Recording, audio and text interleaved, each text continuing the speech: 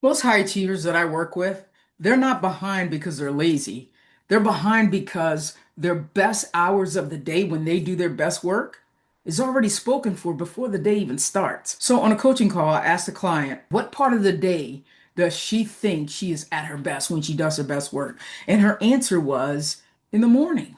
But when we actually looked at her schedule in her actual mornings and all the things that she was doing during her day, the answer was right there in plain sight.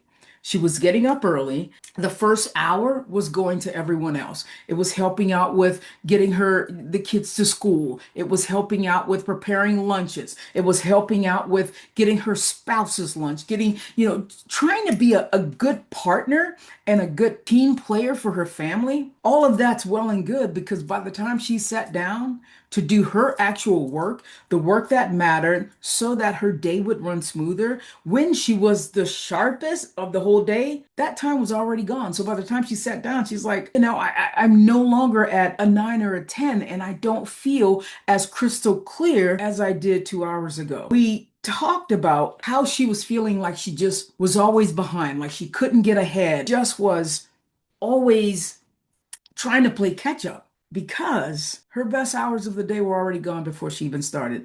And you know what? She couldn't see it at first because she was inside of the situation. She was inside of the jar and couldn't read the label from the outside. You see, that's the thing about patterns that run in your life. Because from the outside to someone else like who has a trained eye, those patterns are obvious. But from the inside, like if you're in the bottle, in the label, they're invisible because we can't see our own patterns.